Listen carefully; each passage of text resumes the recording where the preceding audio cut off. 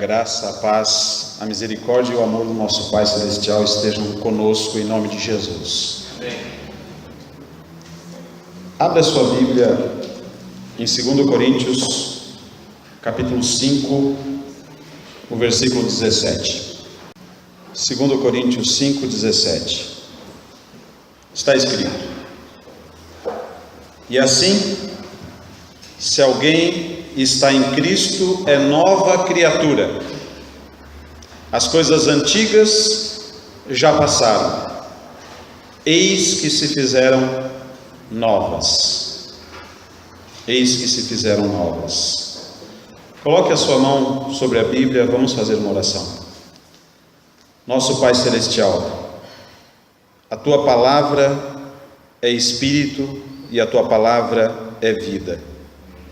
Nos colocamos na Tua presença nesse momento, pela fé no sangue de Jesus Cristo, nosso Salvador, pela fé na justiça que há em Jesus, a nossa justiça, o nosso Deus, para pedir que o Espírito Santo ilumine a nossa mente, para pedir que a Tua palavra penetre na nossa alma e nos convença do Teu amor, nos convença da verdade, da justiça, que somos, ó Deus, Teus filhos. Amém.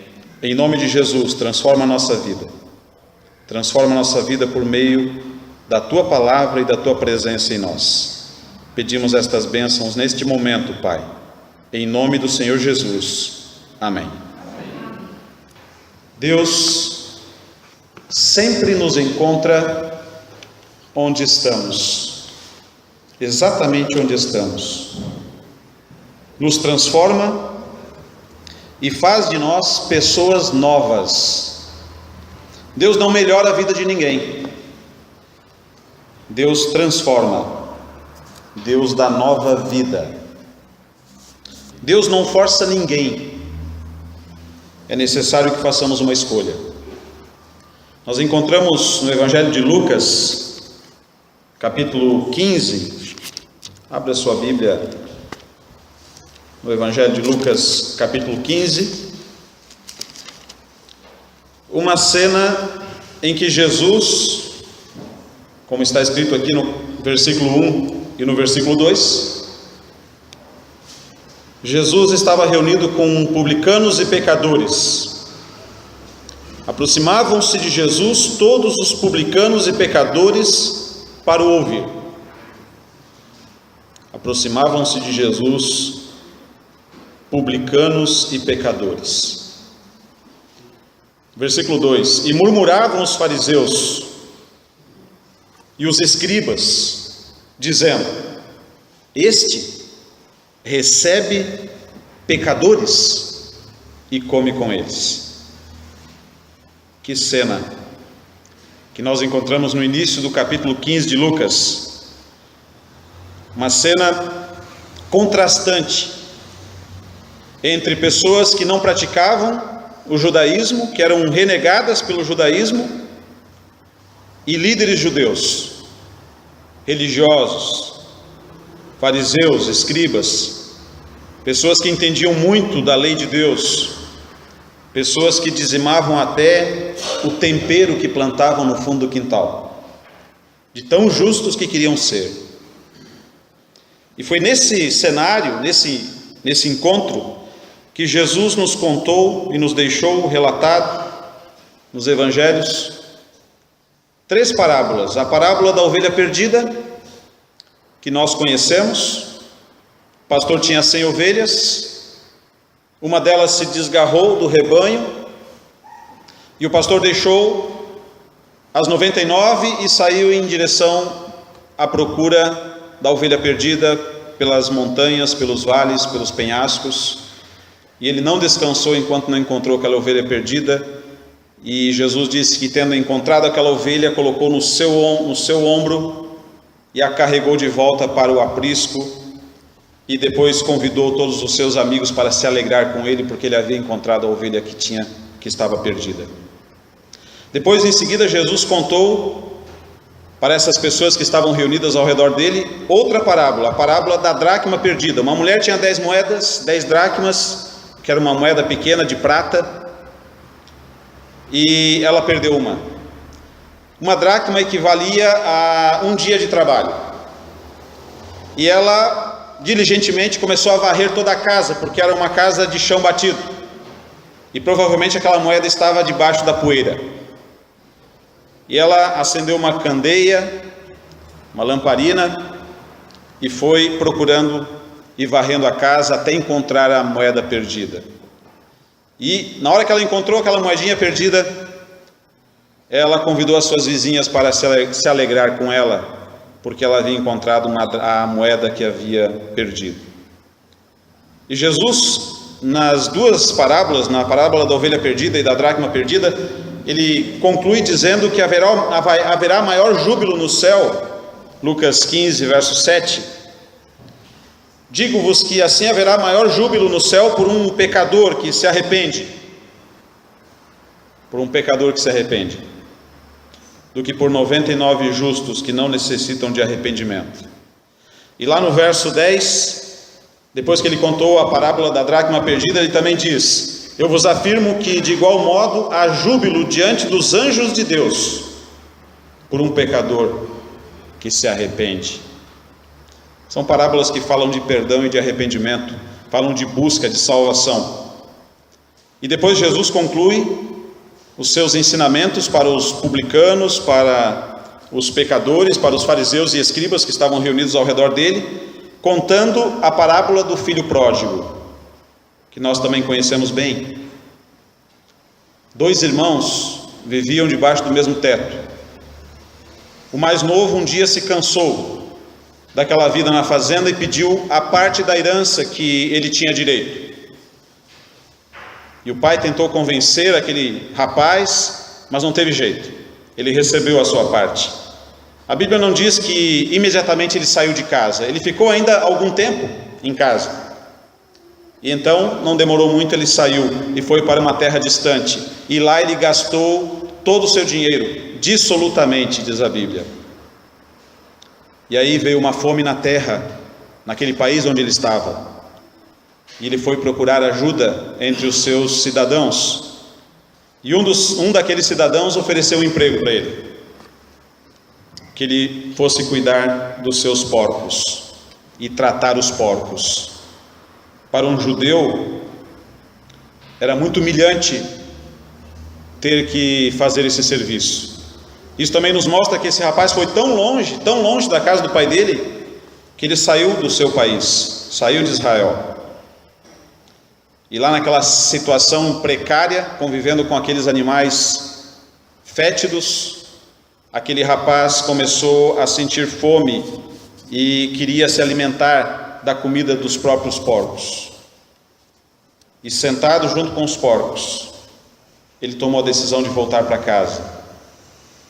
E ele não havia chegado em casa ainda, quando o seu pai o avistou ao longe, e saiu ao seu encontro correndo, e o abraçou, e o beijou, e colocou um manto sobre ele, uma capa, colocou um anel no dedo, mandou trazer sandálias, e mandou fazer uma festa.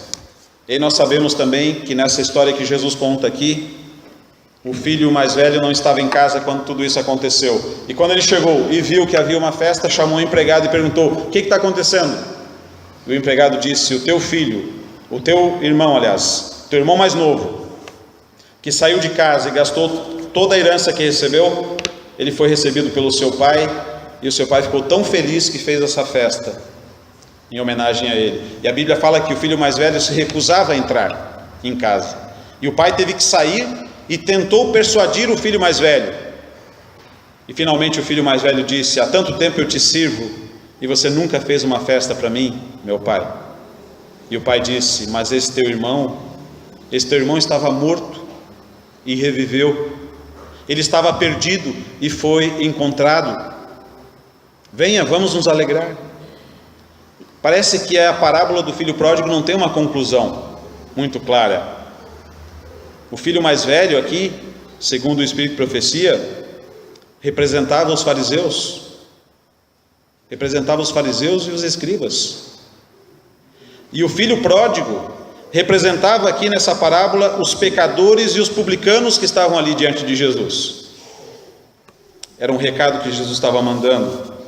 As 3 parábolas ilustram 3 classes de pessoas perdidas e que foram salvas. A ovelha perdida. Quais as características de uma ovelha? Um animal frágil, que se perde facilmente, longe do rebanho, longe do pastor. Ela foi resgatada pelo pastor, ela não voltou sozinha. Uma ovelha não sabe voltar sozinha. Ela foi buscada, ela foi procurada, ela foi encontrada e trazida de volta, porque ela era incapaz de voltar sozinha.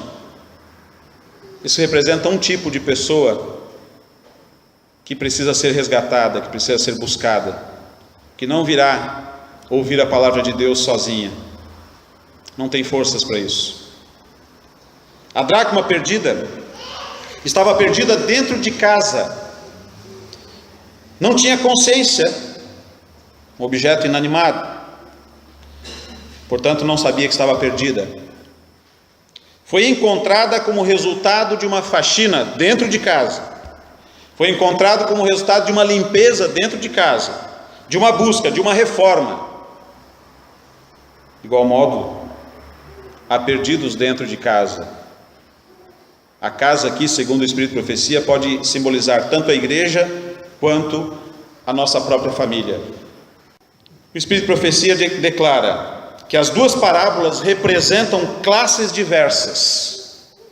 A ovelha perdida sabe que está perdida, deixou o pastor e o rebanho, e não pode salvar-se por si mesma.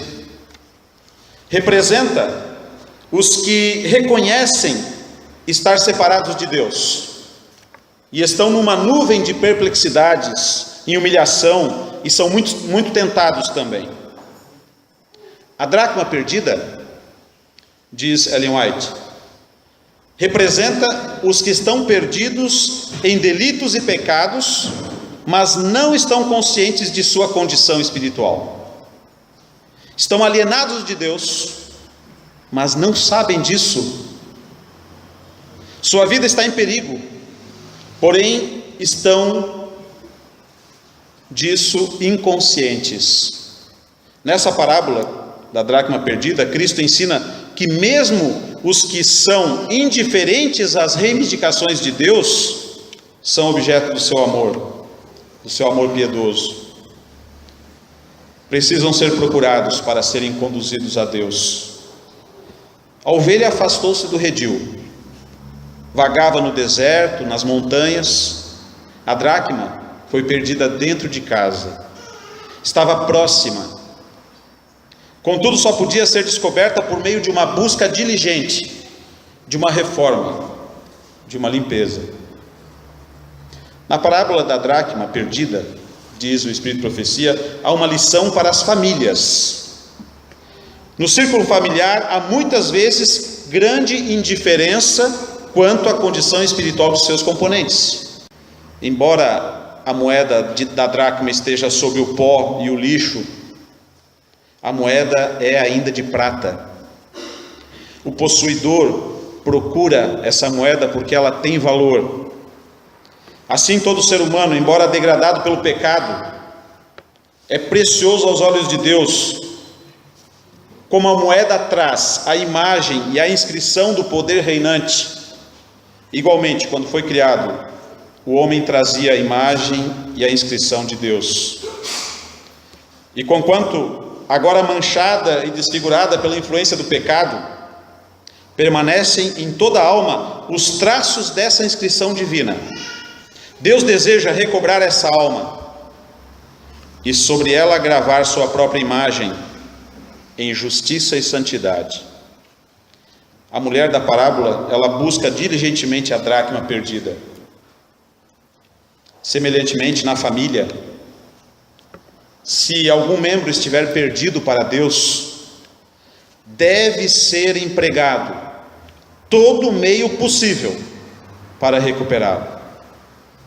Livro Parábolas de Jesus página 121. Todo o meio possível para recuperá-lo.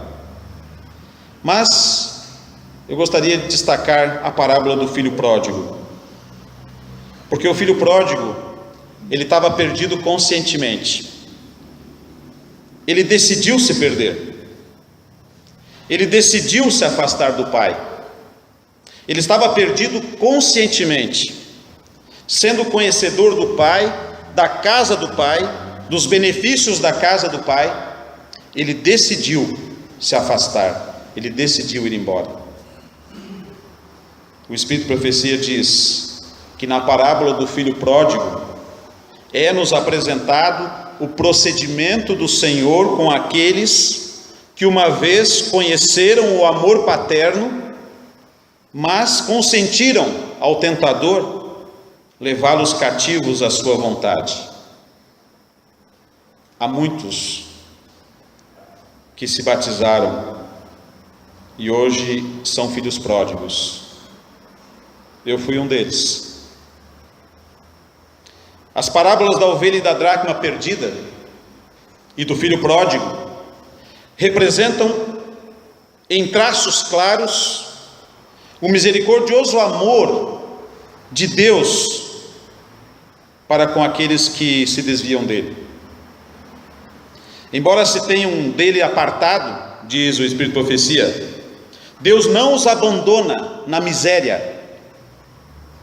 Está cheio de amor, cheio de ternura e de terna compaixão para com todos os que estão expostos às tentações do astucioso inimigo.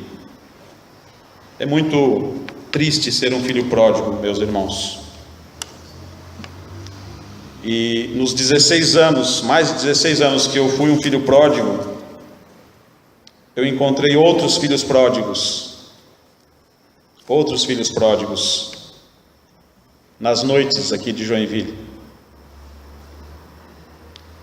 Filhas de pastores, irmãos, membros da igreja que estavam fora do rebanho, fora da casa do Pai. E todos nós, todos esses filhos pródigos que eu encontrei, inclusive eu, estávamos tristes, porque nós sabíamos que nós estávamos perdidos. Nós sabíamos que estávamos longe do Pai. Ser um filho pródigo não é fácil.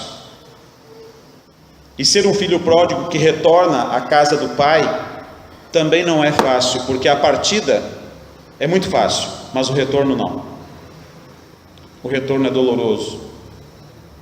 E se não bastasse a dor da humilhação do retorno, o sofrimento do retorno, ainda muitas vezes olhares de acusação. O filho pródigo tem que lutar contra ele mesmo. Um filho pródigo tem que lutar contra o seu orgulho. Um filho pródigo tem que lutar contra a indiferença dos irmãos mais velhos, das acusações e das críticas.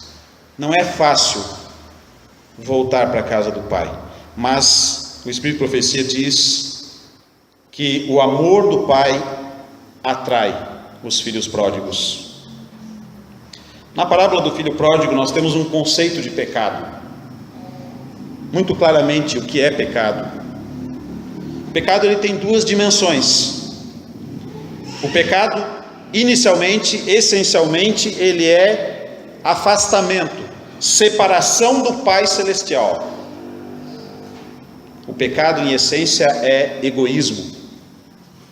Quando o eu é colocado em primeiro lugar e a vontade do Pai não interessa mais. Então, estar separado do Pai, sem comunhão com o Pai, essa é a essência do pecado. Mas o pecado é também, como consequência disso, transgressão da lei. Porque o filho pródigo, quando sai da casa do pai, ele começa a fazer pequenas concessões. Eu vou dar aula na sexta-feira à noite, porque... E começa a racionalizar.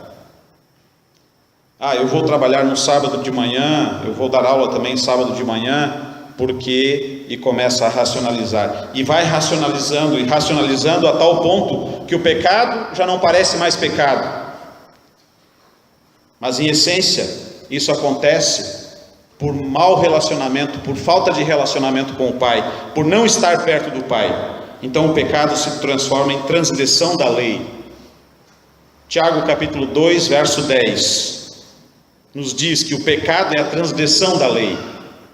Mas é inicialmente uma transgressão interior, por meio de desejos, intenções e falta de relacionamento com o Pai.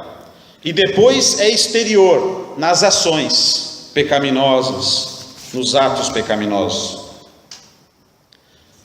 O Espírito de profecia declara: qualquer que seja a aparência, toda a vida centralizada no eu está arruinada. Todo aquele que procura viver separado de Deus, dissipa seus bens, desperdiça os preciosos anos, esbanja as forças do intelecto, do coração e da alma, e trabalha para a sua eterna perdição. O homem que se aliena de Deus para servir a si mesmo é escravo de Mamon, é escravo do dinheiro, é escravo da ambição. A mente que Deus criou para a companhia dos anjos degradou-se no serviço que é terreno e animal. Este é o fim a que tende quem serve o próprio eu. E o filho pródigo, na parábola que Jesus contou, decidiu servir a si mesmo. Se você escolheu uma tal vida, diz Ellen White, sabe então que gasta dinheiro com o que não é pão, e trabalho com o que não satisfaz. Virão dias em que reconhecerá a sua degradação, a que ponto você chegou, e só, sentindo solidão, na longínqua terra, você sente a miséria e brada em desespero: miserável homem que eu sou, quem me livrará do corpo desta morte? Romanos 7, 24. Eu passei por isso, e eu posso dizer, meus irmãos, que hoje, pregando a parábola do filho pródigo, ela tem um outro sentido para mim. Lembro quando eu era pastor, quando eu pregava a parábola do filho pródigo, eu tinha uma visão do que significava ser um filho pródigo. Hoje eu tenho a experiência do que é ser um filho pródigo. E tem uma coisa na parábola do filho pródigo que nos chama atenção. Chama-se poder de decisão. O poder de decisão. Porque foi no meio de um chiqueiro mal cheiroso, repugnante, com animais pútridos, cheios de doenças. Foi num ambiente tenebroso, escuro, sem luz, sem a presença do pai, que o filho decidiu voltar para casa. Nós temos o poder de decisão e de escolha. Lembro quando eu clamava a Deus de madrugada e eu falava para Deus: Senhor, o meu poder de decisão está tomado. O meu poder de decisão está tomado. A minha decisão é te servir. Sair desse lugar, sair desse chiqueiro mal cheiroso que eu me meti. Mas o diabo não quer que você faça isso. Ele vai fazer de tudo para que você desista. Mas a graça de Deus vai te sustentar, porque o Espírito de profecia diz sobre isso o seguinte, meus irmãos. Muitos perguntam: como devo eu fazer a entrega do próprio eu a Deus? Desejais entregar-vos a Ele, mas vocês não têm poder moral, são escravos da dúvida, dirigidos pelos próprios hábitos da vossa vida de pecado. As vossas promessas e resoluções são como palavras escritas na areia. Não podeis dominar os pensamentos, os impulsos, as afeições. O conhecimento de vossas promessas violadas e dos votos não cumpridos enfraquece a confiança em vossa própria sinceridade, levando-vos a julgar que Deus não vos pode aceitar. Muitos pensam assim: eu já tentei me aproximar do Pai tantas vezes, já fiz tantas promessas, tantos votos, tantas decisões. Mas Ellen White diz: não precisais desesperar. O que deveis compreender é a verdadeira força da vontade. Esta é o poder que governa a natureza humana, o poder da decisão ou da escolha. Tudo depende da reta ação da vontade.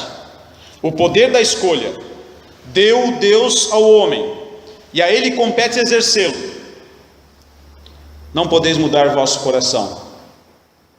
Não podeis por vós mesmos consagrar a Deus as vossas afeições. Não podeis fazer nada para vos livrar do poder do pecado, mas podeis escolher servi-lo. Podeis dar-lhe a vossa vontade. Ele então operará em vós o querer e o efetuar, segundo a sua vontade. Desse modo, toda a vossa natureza será levada sob o domínio do Espírito de Cristo. Vossas afeições se centralizarão em Jesus, e os vossos pensamentos estarão em harmonia com os pensamentos de Jesus. Decidir, escolher, exercer o nosso poder de decisão, o nosso poder de escolha para fazer a vontade de Deus, e a graça de Deus estará sobre nós. O filho da parábola, o filho pródigo, não esperou melhores oportunidades. Ele não esperou que fosse melhor ou mais santo.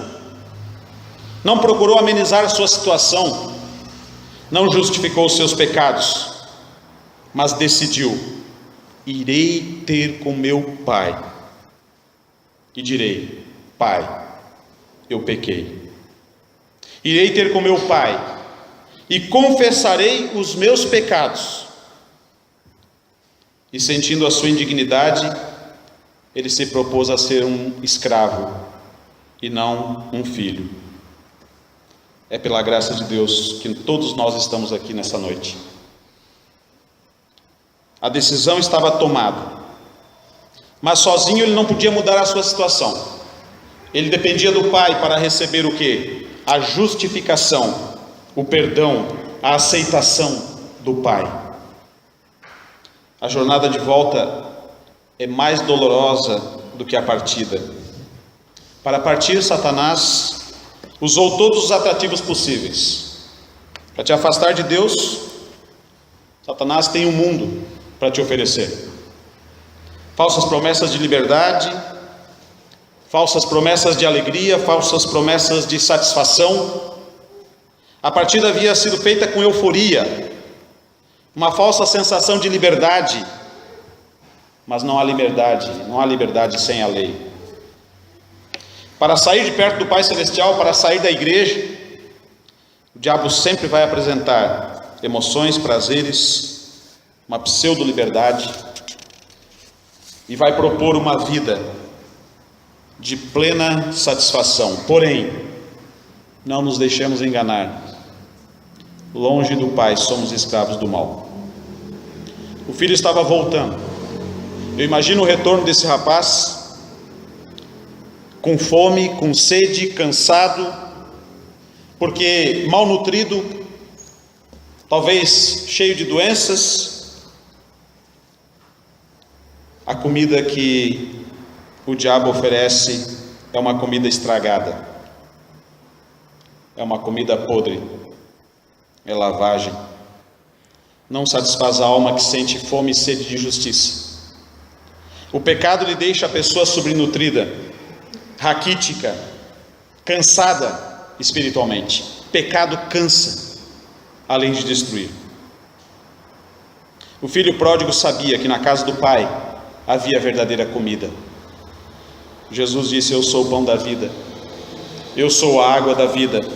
Cristo é o verdadeiro alimento espiritual. O convite do Pai, por meio do Espírito Santo, na consciência do Filho, foi atendido. Isaías 1,18. Deus diz: vinde, arrazoemos, usemos a razão. Ainda que os vossos pecados sejam vermelhos, eles ficarão brancos como a neve. O Espírito Santo estava batendo na porta do coração daquele filho. Eis que estou à porta e bato. Se alguém ouvir a minha voz e abrir a sua porta, entrarei e cearei com ele e ele comigo. Apocalipse 3:20. Estava ocorrendo no coração daquele filho, ao retornar para a casa do pai, um novo nascimento dito por Jesus a Nicodemos: na verdade te digo, quem não nascer de novo não pode entrar no reino de Deus. Se não resistirmos ao amor de Jesus, nós vamos ser atraídos para Ele, como um imã. O amor do Pai estava atraindo aquele rapaz, e o amor do Pai, como um imã, nos atrai também para Ele. O Espírito de Profecia diz que o amor de Deus anela sempre aquele que dele se afastou, e põe em operação influências para fazê-lo tornar a casa paterna. Um dia eu estava fazendo um lanche numa padaria, e eu estava triste naquele dia. E já fazia tanto tempo que eu não entrava na igreja, fazia tanto tempo que eu estava afastado do Pai, eu tinha consciência disso, como filho pródigo. E uma senhora saiu de uma mesa lá no canto, que eu nunca vi na minha vida, aquela mulher. E ela chegou na minha mesa e disse para mim o seguinte: moço, eu quero te dizer que Jesus te ama muito. O Espírito de Profecia diz que Deus coloca em operação influências para fazê-lo tornar a casa do Pai. Aquela frase, Jesus te ama muito, nunca mais saiu da minha cabeça. Às vezes eu peço para Deus para que eu encontre novamente essa mulher, porque ela foi usada por Deus. Miserável como era, o pródigo achou esperança na convicção do amor do Pai. Ele decidiu voltar porque ele sabia que o Pai o amava. Era aquele amor que o estava impelindo para o lar, diz Ellen White. Assim, a certeza do amor de Deus é que move o pecador a voltar para Ele. A benignidade de Deus te leva ao arrependimento, disse Paulo em Romanos 2:4. E diz o Espírito de Profecia uma coisa muito bonita sobre isso: uma cadeia dourada. Uma cadeia dourada, imagina. A graça e compaixão do amor divino, numa cadeia dourada de graça e compaixão de amor divino, é atada ao redor de toda pessoa em perigo. O Senhor declara: com amor eterno te amei, também com amorável benignidade te atraí. Jeremias 31:3. Cada passo em direção à casa do Pai, marcado por lágrimas de arrependimento, por humilhação, por confissão. Jesus disse: aquele que se exalta será humilhado, e aquele que se humilha será exaltado. Humilhai-vos debaixo da poderosa mão de Deus, para que Ele vos exalte a seu tempo. Ao avistar a casa do Pai, seu coração pulsou com mais força. Eu fico imaginando o que passou na mente daquele rapaz. O que os outros diriam? Como seria recebido? Encontraria palavras de aprovação? Haveriam críticas, olhares de condenação, dedos estendidos, acusações? O filho pródigo poderia ter parado a sua jornada e desistido na metade do caminho, mas é isso que Satanás quer. Porque estar quase salvo equivale a estar totalmente perdido. Ele ainda estava longe dos braços do Pai, aquele rapaz. Havia dois lugares para ele: ou ficava junto com os porcos, ou se jogava nos braços do pai. Em Lucas 15, verso 20 a 24, está escrito que, levantando-se, foi para seu pai, e quando ainda estava longe, viu o seu pai, e se moveu de íntima compaixão, e correndo, lançou-se-lhe ao pescoço e o beijou. E o filho lhe disse: Pai, pequei contra o céu e perante ti, já não sou digno de ser chamado teu filho. Mas o pai disse aos seus servos: Trazei depressa a melhor roupa, vestilho, e ponde-lhe um anel na mão, no dedo, e ao parque as sandálias nos pés, e trazei o bezerro cevado, gordo, e matai-o, comamos, alegremo-nos, porque este meu filho estava morto e reviveu, estava perdido e foi achado, e começaram a alegrar-se. Olha só que cena. Longe do pai, o filho fica desfigurado. Longe de Jesus, nós ficamos desfigurados. Não há paz, não há perdão, não há esperança. Quantos hoje estão desfigurados? Quantos estão desfigurados longe do pai? Mas o olhar do pai é um olhar de amor, que enxerga ao longe. E a Bíblia fala que houve uma transformação nesse encontro, no encontro com o pai. A atitude do pai não foi de repulsa. O filho é recebido do jeito que estava. Qual era a condição daquele jovem? Qual é a nossa condição quando vamos ao pai? A condição daquele rapaz era: ele cheirava mal. O pai lhe deu o bom perfume do seu amor. Ele estava com fome. O pai lhe deu o pão da vida. Ele estava com sede. O pai lhe deu a água da vida. Ele estava cansado. O pai lhe deu descanso. Ele estava maltrapilho, sem roupa praticamente. O pai o vestiu com o manto da sua justiça. Há um sublime convite do pai de amor, disse Jesus em Mateus 11, 27 e 30. Jesus disse: Todas as coisas me foram entregues por meu pai, e ninguém conhece o filho senão o pai, e ninguém conhece o pai senão o filho, e aquele a quem o filho quiser revelar. Vinde a mim, todos os que estáis cansados e oprimidos, e eu vos aliviarei. Tomai sobre vós o meu jugo, e aprendei de mim, que sou manso e humilde de coração, e encontrareis descanso para as vossas almas, porque o meu jugo é suave e o meu fardo é leve. O Pai ainda nos fala, ainda fala a cada um de nós: teu lugar é aqui nos meus braços, mãos feridas, cheias de amor. O nosso mais alto lugar é nos braços de Jesus, nosso Pai Celestial. Aqui também é o nosso lugar. A igreja faz parte dos braços de Deus. A igreja é o corpo de Cristo. O filho não pode mudar sozinho. Não podemos mudar a nós mesmos. É Deus que opera a mudança, usando nossa vontade de mudar, e opera em nós a transformação. A melhor roupa, Isaías 61:10. Regozijar-me-ei muito no Senhor, a minha alma se alegrará no meu Deus, porque me vestiu de roupas de salvação, cobriu-me com um manto de justiça. Um anel no dedo, símbolo da aliança com Deus, por meio do batismo, um pacto com Deus, um compromisso de viver com Deus, como filho, como filha do Pai Celestial. Sandálias nos pés, Efésios 6, 14 e 15. Estai, pois, firmes, tendo cingidos os vossos lombos com a verdade, e vestida a couraça da justiça, e calçados os pés da preparação do evangelho da paz. Todo verdadeiro filho de Deus nasce no reino de Deus como missionário, como servo de Deus. Nos braços do Pai, o filho foi finalmente transformado, porque sem Jesus nós nada podemos fazer.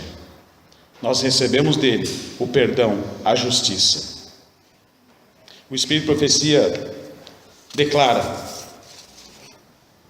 que Deus não está interessado no nosso passado. Deus não está interessado no nosso passado, porque a salvação tem 3 aspectos. Ela envolve o passado, ela envolve a justificação, o perdão, Ela envolve, chega até o presente, nos trazendo transformação, nos trazendo fé, arrependimento, confissão, mudança de vida, e vai até o nosso futuro, trazendo a glorificação quando Jesus voltar. Onde estamos em nossa jornada em direção ao Pai? Estamos convivendo na casa do Pai? Onde você está? Longe do Pai? Voltando para o Pai? Nos braços do Pai? Em comunhão com o Pai? E nossa experiência na casa do Pai, será que nós já recebemos o manto da sua justiça? Já estamos selados com o compromisso do batismo? Somos já testemunhas da sua salvação? A parábola do filho pródigo revela que Deus não está interessado em nosso passado, por mais sujo e tenebroso que ele tenha sido. Diz o Espírito Profecia sobre isso, que na parábola não é acusada nem censurada a má conduta do filho pródigo. O filho sente que o passado está perdoado, esquecido e apagado para sempre. E assim fala Deus ao pecador: desfaço as tuas transgressões como a névoa, e os teus pecados como a nuvem, porque perdoarei a sua maldade, e nunca mais me lembrarei dos seus pecados. Jeremias 31, 34. Que segurança podermos estar nos braços de Deus, no amor do Pai.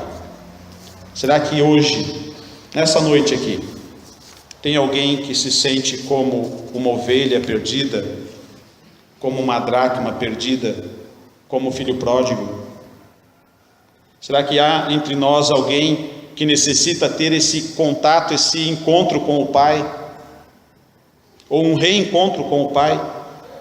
Nós vamos cantar um hino nesse momento, que é o hino 474. E enquanto cantamos esse hino, vamos pensar na nossa real situação, na nossa real condição espiritual, e vamos tomar uma decisão de nos colocarmos nos braços do nosso Pai Celestial. Hino 474, seguindo a Jesus. Enquanto cantamos esse hino, vocês podem ficar em pé. Enquanto cantamos esse hino, eu gostaria que você tomasse uma decisão, principalmente se você se sente como uma ovelha perdida, ou como uma dracma perdida, ou como um filho pródigo. Tomasse a decisão, a firme decisão, o poder de escolha e de decisão que Deus te deu, para você decidir ir até o Pai, se lançar nos braços de Jesus. Hino 474, seguindo a Jesus.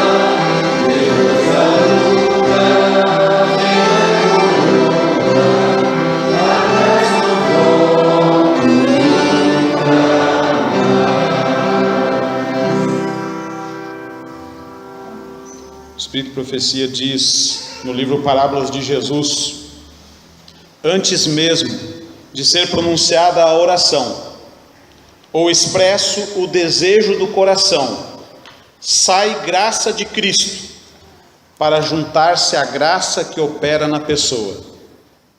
Seu Pai Celestial te tirará as vestes manchadas de pecado. Na bela profecia de Zacarias, o sumo sacerdote Josué, que estava em pé diante do anjo do Senhor, com vestimentas imundas, representando o pecador, o Senhor disse: tirai-lhe estas vestes sujas. E a ele lhe disse: eis que tenho feito com que passe de ti a tua iniquidade, e te vestirei de vestes novas. E puseram uma mitra limpa sobre a sua cabeça, e o vestiram de vestes. Assim Deus o vestirá de vestes de salvação, e o cobrirá com o manto da justiça. Se você quer tomar a decisão de se colocar nos braços do Pai, nesse momento que nós vamos fazer a oração, coloque a sua mão direita sobre o seu coração e faça essa entrega entre você e Deus. Oremos. Pai nosso, nosso Criador, nosso Pai de amor, nosso Redentor, te louvamos pelo teu grande amor, porque mesmo quando estamos distantes de ti, Senhor, o teu amor nos atrai.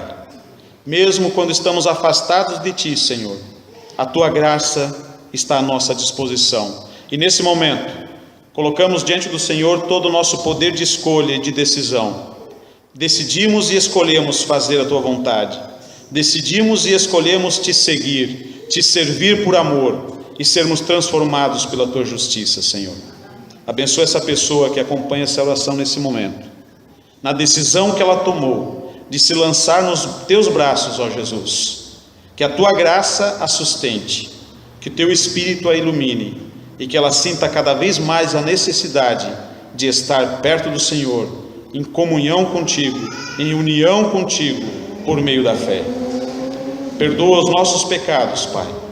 Dá-nos o manto da justiça de Jesus e transforma completamente a nossa vida, para que vivamos como filhos e filhas, leais e fiéis a Ti, por causa do Teu grande amor. Em nome de Jesus, confirma estas bênçãos sobre nós e nos leve em paz para casa, Senhor. É o que te pedimos. Amém. Amém.